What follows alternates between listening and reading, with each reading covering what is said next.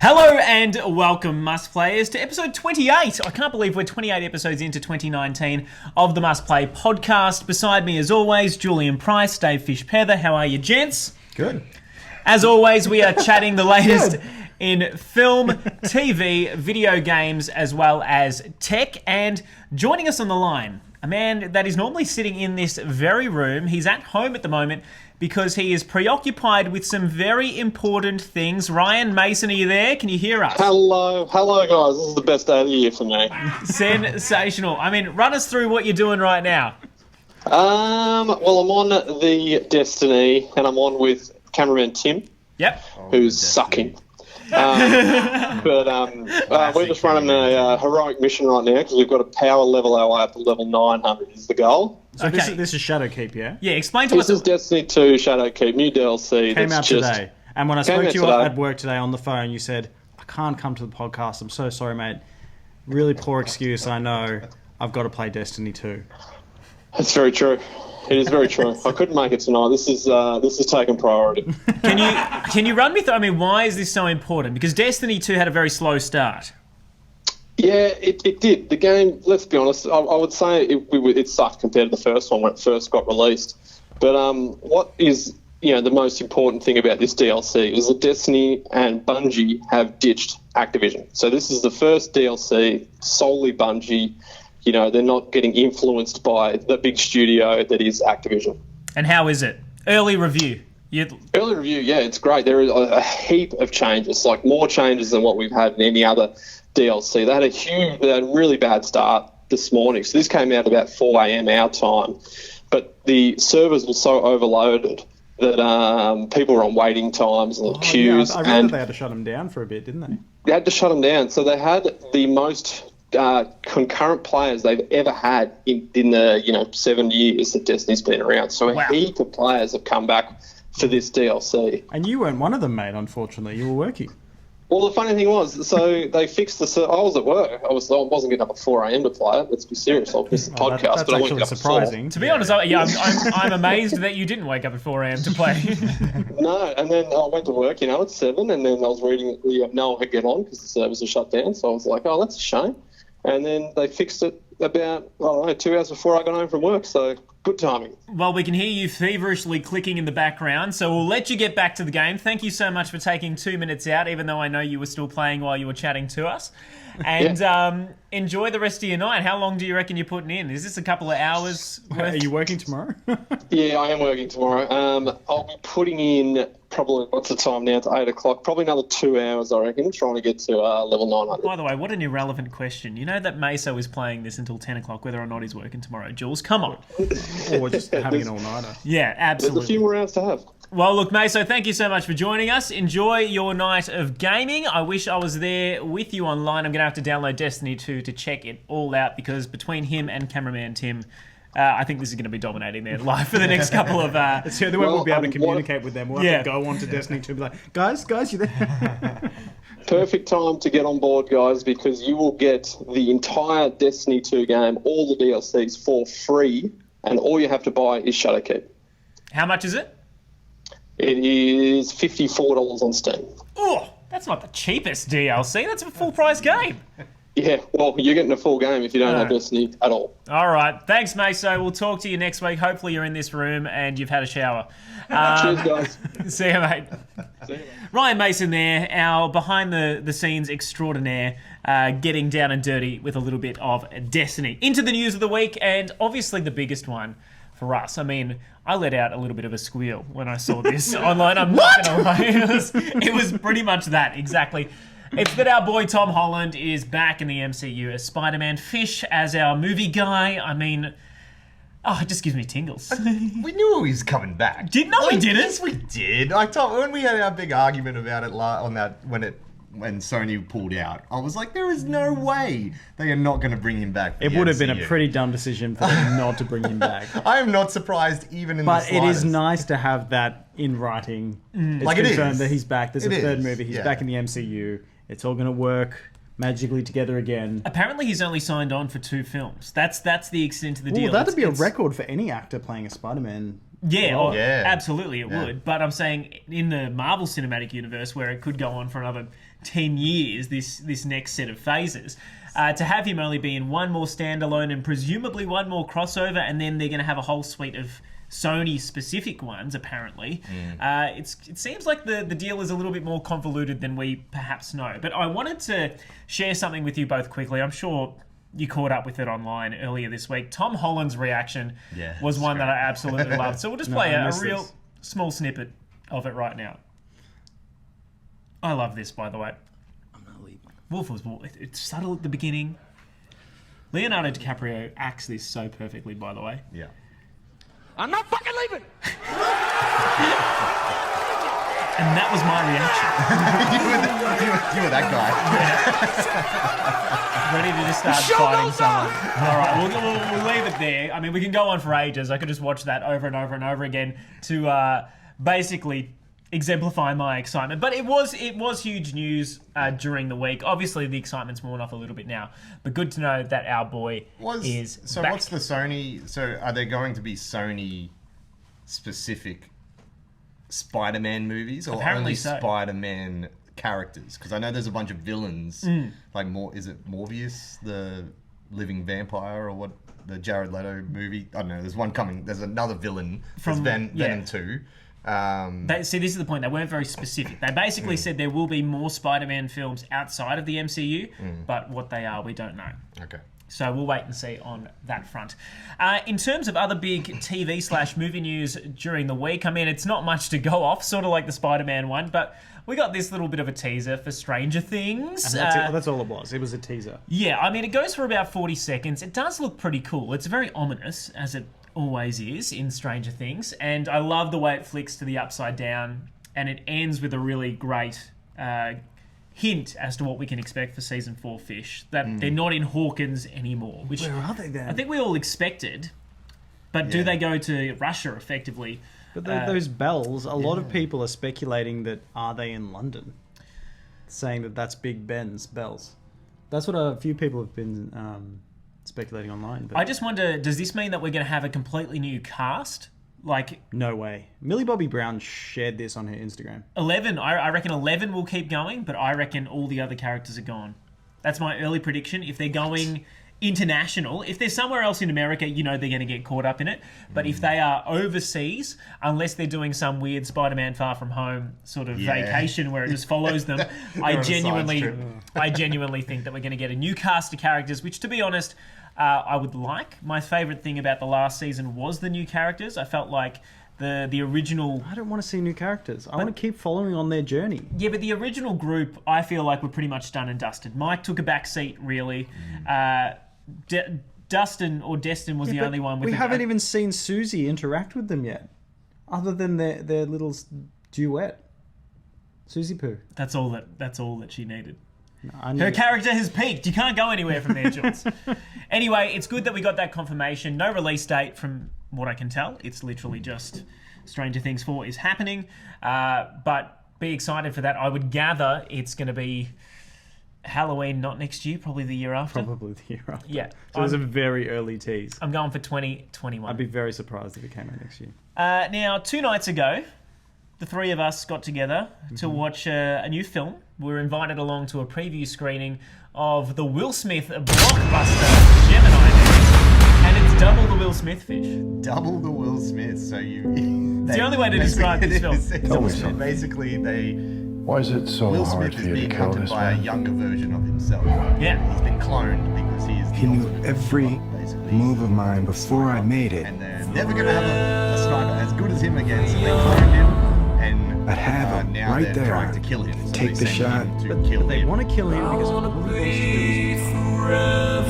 Can I just say real quick? I don't know And how he in be depth gone, we can go with our like reviews a because I ghost. don't think there are too many out online. Oh no, there is. There's a couple. I mean, it's got a bad Who is Rotten he? Tomatoes score, but besides that, I can't. I don't again, none of the the big gun, so I don't know how much we're allowed to say. Was there an embargo?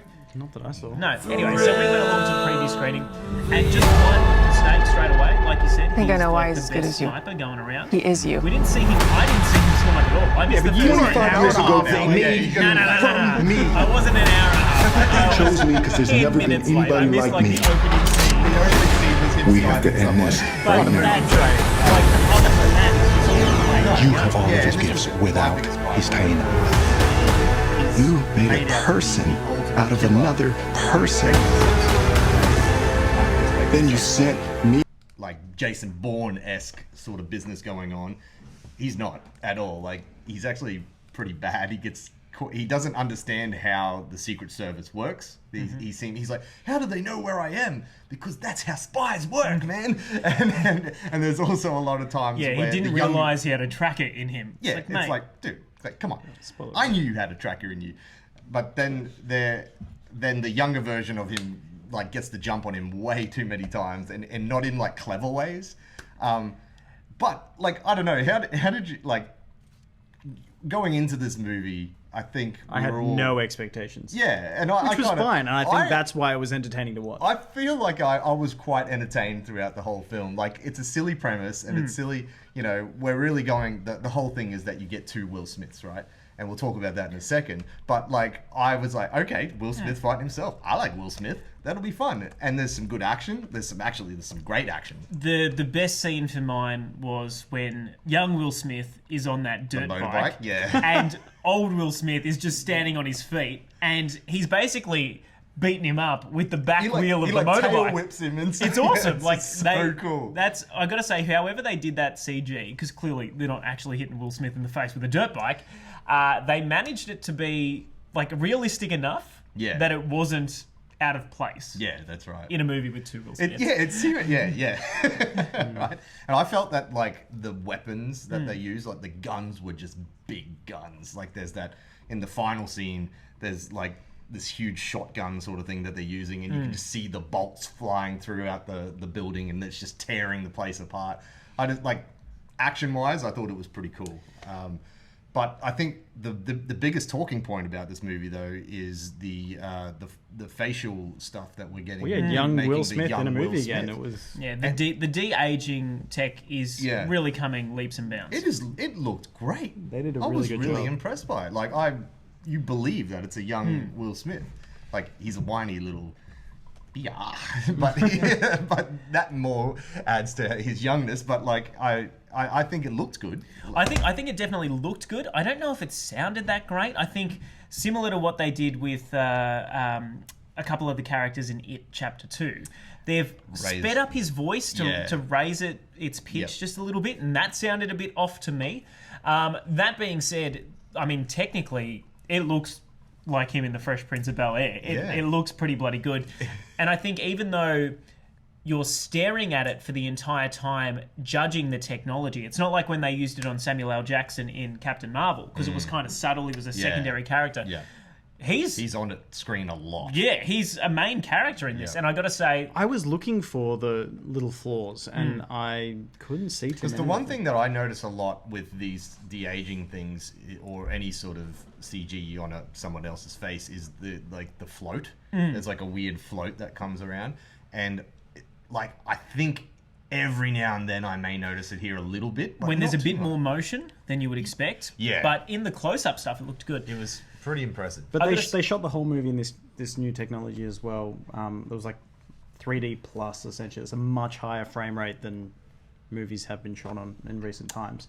It And looks better than any other 3D the movie that I've ever seen. Yeah, well, I was quite surprised it was in 3D, to be honest, because that's not really a thing Yeah, it anymore. was so bloody annoying because I wear glasses and then I have to like put 3D glasses over my glasses. But I thought it was quite crisp. Yeah, it was nice for 3D always looks all right these days, but like that was a next. Yeah, I didn't realize that. I just feel like this film was a tech demo. It's almost Totally. like they said, "Hey, we can have old Will Smith and young Will Smith on screen at the same time," and that was the focus. And they're like, "Let's just work in a story now. The story doesn't matter." Yeah. And that's how I felt it was. I mean, it was very stop-start. There wasn't a lot of great cause and effect. No, it was But bad writing. it is what it is. And I think the thing that annoys me the most is, and I can't spoil, whatever reveals there are, but there should have been so many more Will Smiths than there were. Like, it almost needed to be a Matrix Reloaded, Mr. Anderson, I feel like they could have gone to the next level. They really could have. I found the other, quickly talking about the writing again, every time that Will Smith, because he sort of meets up with this chick, and he's sort of explaining his spy life to him, and for the people out there who've seen True Lies, Bill Paxton's character in that, he's pretending to be a spy and hitting on Arnold Schwarzenegger's wife, and he's all like, oh yeah, I gotta be quiet because people are listening. That's how he was talking throughout this whole movie, and I was like, you don't sound like a real spy. It's really annoying me. At one point in the movie, Sandro leans over to me and he goes, this whole movie is just an excuse for Will Smith to have a holiday. Oh, absolutely. He goes to some really great locales. He goes to some beautiful places. In one scene, he's literally in a bathrobe, and it's not just him. It's like him and his fellow cast members, just like hanging out at the Budapest baths. I'm like, mate, this was an excuse for you to go to some beautiful places of Europe, I reckon. It's in cinemas in a couple of weeks. October 10. October 10. So I would watch it in cinemas. If you're going to watch it, go see it in cinemas, because it's a cinematic film. Beck disagrees. She says wait for it to pop up on Netflix. Oh, well, you're not going to get the 3D and I know. that great 3D. And I must say, it was good 3D. I'll avoid that. Now, before we get into the second review of the show, which is mine of Link's Awakening, Jules, there's a little bit of news about Pokemon Go Fest, obviously in Chicago this year, but there's a push to have it here in Australia. Well, Melbourne has actually officially put in their bid to host Pokemon Go 2020 in Melbourne, and they've got support from the City of Melbourne, Visit Victoria, Creative Victoria, the local member for Paran. That's so cool. Everyone is backing them, and they've put in their bid. It was, it was due yesterday. It's all signed off. They've submitted everything, and now they have to wait to hear back. This is essentially the world's biggest AR festival. Yep. Pokemon Go is still huge. It's making a lot of money. It dropped off, and then we've just seen it come back again. Like, I know quite a few people who have picked it up recently again. It's going crazy. Well, they're releasing a lot more for it. I think in that first 6 months, we really got nothing. It was just, this is the game, play it. And a lot of people did fall off there. But recently, they've been releasing a lot more Pokemon for you to catch. I think the entire 4th gen was only released a couple of weeks ago. So and the integration as well with the Pokemon Switch game. Mm-hmm. I admittedly tested that out and haven't picked it up since.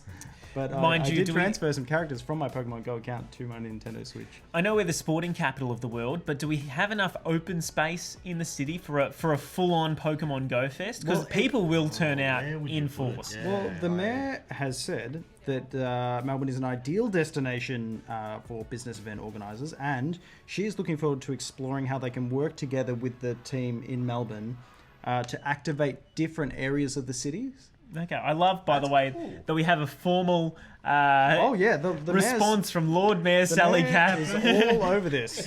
Didn't expect that to be on Must Play, did you? That's right, we are real journalists. Anyway, good luck to them. I think it'd be great for Melbourne. I think that's a good idea as well, to put it in different spots, because they're going out to Paran as well. So yeah, it sort of opens up the whole idea of Pokemon Go, right? Is getting around to all the Pokestops, whatever they're called. Yeah. So if you had that there were little different pockets of this festival going on, that could really open up a lot for the aim city for it as well is to host it around the same time as now, when big things are coming like PAX, drawing all the gamers in, host it in October, have Pokemon Go Fest run for a week or 2 weeks, and just really pump up the fact. Niantic are going to consider it, so they've accepted the bid. Is there something special like for a gamer, like, so the one in Chicago, so if we were to go there, would you catch like a special Pokemon? That is there? I think that's the idea. Yeah, because that's awesome. I'm not going to be flying to Chicago for it, but if it's in Melbourne, I might turn out to get my download Pokemon Go again, Santo. Yeah, look, to be honest, my faith in Nintendo games has been shattered a little bit. We have, particularly the mobile ones. Mario Kart. Not loving Mario Kart. Not a big fan. And for the past 2 days, I have been pumping my time into Link's Awakening. I finished the game earlier today, and I quickly slapped together this review. Let's have a quick watch, and then I'll give you some more thoughts on the backside of it, all right? Here it is for Link's Awakening on the Nintendo Switch.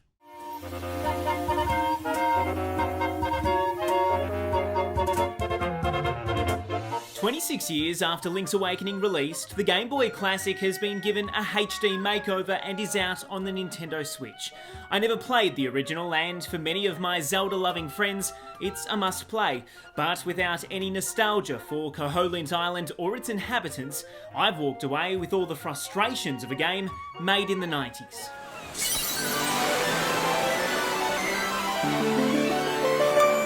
True to the original, Link's Awakening's world is set on a grid. Trees, grass, water, everything is square, colourful and inviting. Koholint Island is incredibly dense, but easily the smallest of Zelda's overworlds. For that reason, regular frame rate stutters, particularly when you head outside from a dungeon or sprint for some time, are unacceptable. And it happens all too often on a system that can handle the much more expansive Breath of the Wild. Unlike its contemporary, Link's Awakening is standard Zelda fare. 8 dungeons, 8 bosses, and a whole heap of item barriers keeping things linear. None of that's a problem, but it becomes one when there's only one way forward, hidden within obscure trading quests. Hats off to anyone who didn't need a guide to work out that swapping a bow for dog food, then bananas to bribe a monkey, is how you get into the castle. That is some top-tier 90s game design bullshit. Inside the dungeons, things get much better. Hands down, they contain some of the most thought-provoking puzzle design in the entire series. All up, it took me 12 hours on the tougher hero mode to wake the Windfish with a little walkthrough help. It was never going to be easy as the first Zelda release to follow Breath of the Wild. Sure, Link's Awakening has added a dungeon builder, and if I felt 6 item buttons on the Switch weren't enough, I can't imagine how infuriating having just 2 on the Game Boy must have been. But even with a new lick of paint, if you don't approach it with rose-tinted glasses, Link's Awakening feels like a game from a bygone era.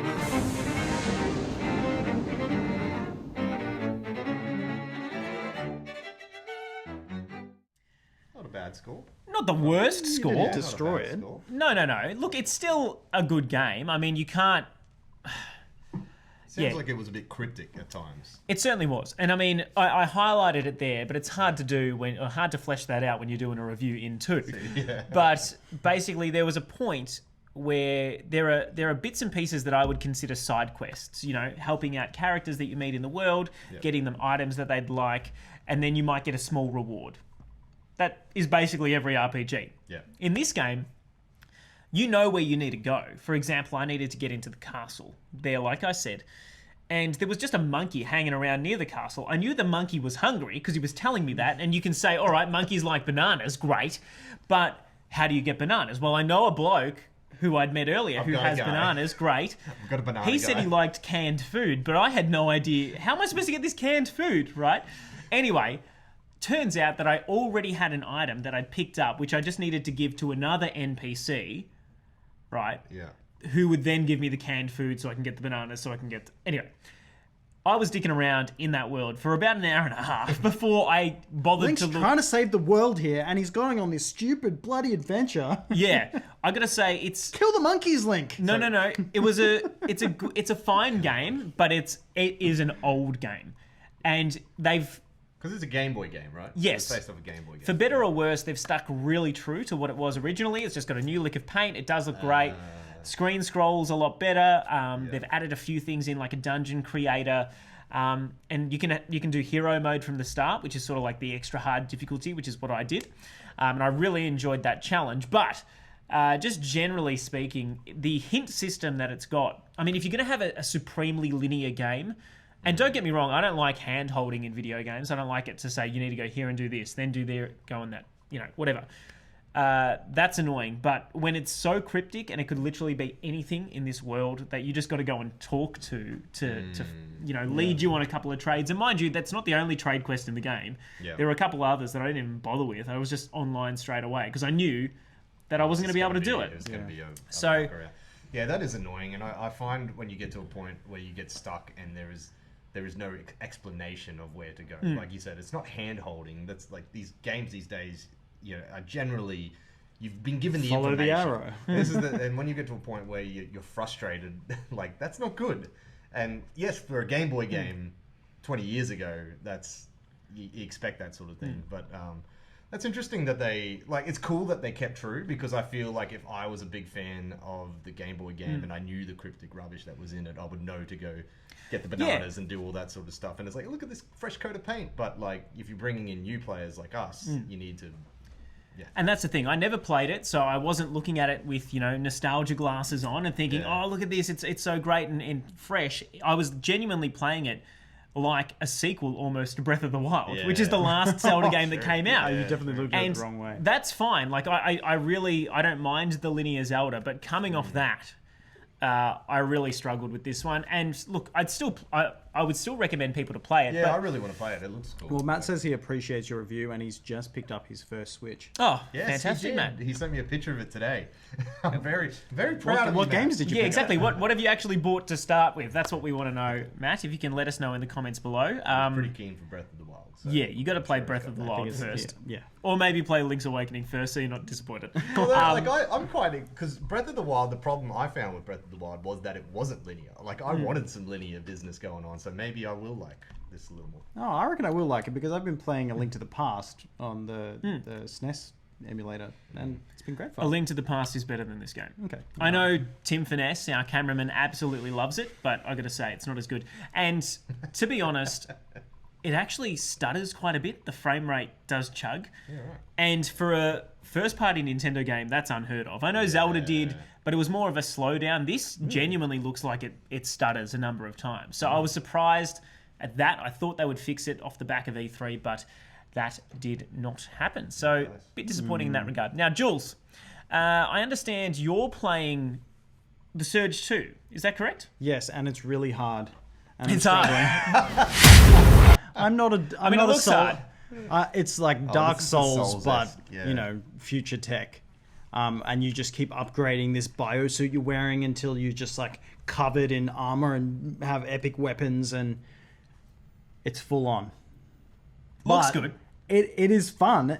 The good thing I like about it is you're meant to die, and you're meant to die a lot. Yeah. And Get when, used to dying. Yeah, get used to dying. You die, and you kind of the doors you've unlocked remain unlocked, which I was really stressed about when I first started playing the game. But That you reset. yeah. You can still you got to. But the enemies all respawn. Yeah. So if you die, you go back to your spawn point, but you still got to hack through all those enemies. But you don't need to, go and find the panel that unlocks key, the yeah. door. Like Yeah, it's all really straightforward and fun. You get different parts from killing enemies, and you use those parts. Like you'll get like 25 or 50 parts when you kill someone. Use those parts to upgrade, like level up, upgrade your armor. You can craft things. Like it's all really in depth in terms of upgrading. This game is upgrade heavy. But the combat is really brutal. Like you can do moves where you hit someone straight on and then their whole body just gets cut in half, and there's like torso over there and legs over there. The environments are really good fun as well.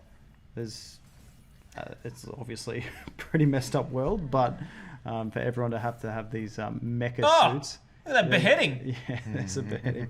Mate, this is a PG show. I haven't finished it, but our milestone follower, according to Facebook, Adam Pether, he's finished it. Yeah. And he said it was pretty good. And he loves the Souls games, so if he's given it a rap, it's a big deal. To be honest, there are a lot of games that are not perfecting, but doing what Dark Souls did just as well, but in a slightly different way. I love that style of game. I mean, I loved Bloodborne, which again is by the same developers, but more of that I think is great, because we need more challenging games out there. I'm all for... This is too challenging for me. You know what? Good gameplay, though, that's fine. If you make me go on some side quest for bananas to progress, I'm not going to be happy. That's when you're twisting your controller. If you see an enemy that you want to kill and they're holding their weapon in their left hand or something, before you even run at them, you can tap the thumbstick, select the body part you want to aim for, and then you can try and hit that straight off the bat. But it's really there's a lot to this game. Cool beans. Well, by the way, Matt Cockrell says he has picked up Smash Brothers, great, Breath of the Wild, great, and Dark Souls. What a trio of games to start. I'm surprised you haven't gone for Mario Odyssey. Please squeeze that in if you get a chance. It is really, really, really good. And if you need any other... we should do like a top 20 Switch games, given that we all have them. And I talk about 20 it Switch games? No, I'm top 20. My God, yeah. Untitled Goose Game is at the top of the list, obviously. Untitled Goose Game has gone worldwide to the point where Blink-182 are talking about it on stage at a concert. Wow. This is 4 developers from Melbourne, and it's just #1 in the world. I love it. We need to talk to these guys. They're way too important for us now. They're Blink-182, but important. They were more important, too important for us a week before their game launched anyway, but that's fine. We want to run through some really quick news items before we wrap up this week. Jules, you're excited because the Obi-Wan Kenobi TV well, there's a bit of an series update. director. Yep. Yeah, Deborah Chow. Is that the movie? No, this is the TV series on Disney Plus. Yep. We don't have a date for it yet, but it's in development. Ewan McGregor reprising his role as Obi-Wan Kenobi. Deborah Chow is the director. She has directed a few of the Mandalorian episodes. It's just coming up November 12th release, same day as the launch of Disney Plus. She was also involved in a lot of other things that I can't remember off the top of my head. But Great. I'm not too familiar with her work, but I hope she does a good job. Well, we got an official trailer to Birds of Prey, so go watch that. The Joker is out tomorrow. I think that might be the last film you and Beck go to watch before you have a kid. Is that right? We're going to try to. Yeah. Is that the aim? Don't speak too soon. We don't have a baby tonight. And Maleficent 2 comes out in mid-October, just a couple of weeks away, and we've got a few double passes to give away, so stay tuned. We will be running through that all next week. Jules, before we go, we want to shout out our sponsor, our beverage sponsor, Moondog. They are opening their new facility. Moondog World. Yes, Moondog World. In Preston. This thing is huge. It's a $9 million development. It's got like a lagoon, like rivers running A beer through lagoon? it. Well, essentially, it's a craft brewery with a pool. Oh, but it's No, not. but it's not beer in the lagoon. Could there be? I don't It's know. not like a Willy Special Wonka. nights that, yeah, sort of- like the No, chocolate deal. no. You're not swim. Well, I'm sure a few will be spilled in there. There's probably some, there's probably some percentage of beer in that pool. But it's even got a retractable roof. They've gone all out, and love it. they're opening on Friday. This sounds huge. I don't think there's another brewery like this in Melbourne. So Yeah, we've been on invited you, down, Moondog. so we will probably be there. Thank you so much, Moondog. And Jules, you wanted to give a quick shout out to Jedi Outcast. Jedi Knight 2, Jedi Outcast came out on Switch. It is so hard. My gosh. And I picked like the medium difficulty. It's brutal. The controls aren't exactly set up for Switch, which is what I'm struggling with. When I've played it previously, it's been on PC. Well, it's motion controls, isn't it? I'm not picking up those motion Okay, controls. fair enough. You know, this is me in bed at night while everyone's asleep, and I'm just like, Jedi. No, the first few levels I you am don't even have a Yoda. lightsaber. So the first level took me an hour and a half to finish for this old game. Yeah, well, they're tough, just like Link's Awakening was. I shouldn't complain that it's tough. It's good fun, and I actually want to give this one a proper review, and I'm recording every time I die. So Okay, that's going to be a fun montage. yeah, so much death. Fish, anything you've been playing before we let you go for the week? I haven't really been playing much, but it's October, and every year I do this October horror movie challenge. That you do? To watch 31 horror movies for the 31 days in October. We're 2 days in, I'm so 2 what have you days watched in. so far? So far, I've watched an old film from the 60s called Carnival of Souls. It was creepy as hell.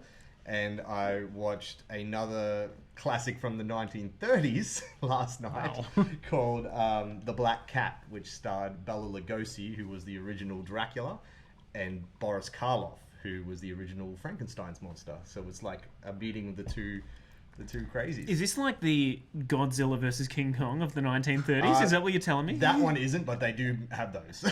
Awesome. There's like Frankenstein versus Dracula and all that sort of stuff.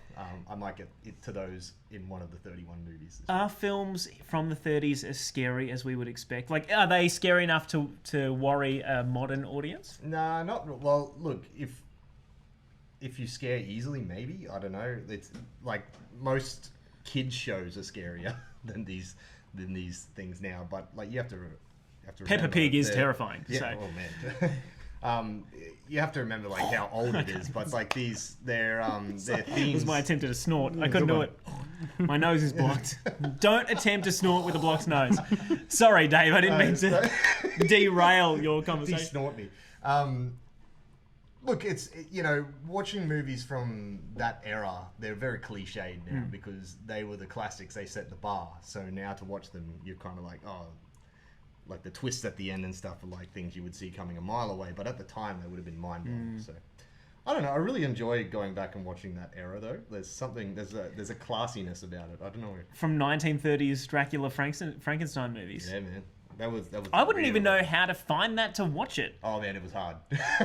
I had to go down to JB and get a DVD of The Black Cat. That was the only way I could find that one. Oh my God. a lot of them are in public domain now, so you can watch them on YouTube. Oh, fantastic. Well, there you go. Let us know if you want to go and check out some 1930s horror during the week. We hope Matt Cockrell enjoys his first week with a Nintendo Switch. I'm sure you absolutely will. Make sure you get onto Untitled Goose Game. We haven't even asked Jeff if he's downloaded it just yet. That's going to be my Christmas present to you, Jeff. Oh, he's still trying to work out iTunes over there. Either way, we really appreciate you putting up with us on Wednesday night. I know we said we might be on a Thursday. We're just sort of bouncing around a few days at the moment as we try to make this change work. In the meantime, we do really appreciate the fact that you are sticking with us. Make sure you head over to mustplay.net.au to keep up with what we post during the week. And of course, if there's ever a game that you'd like us to review, let us know on Facebook, Instagram, or on Twitter, and we will endeavour to either play that game or watch that movie. Gents, thanks again, as always, for joining me. Fish, you might have a baby next week. And as always, good night. Thank you again for watching.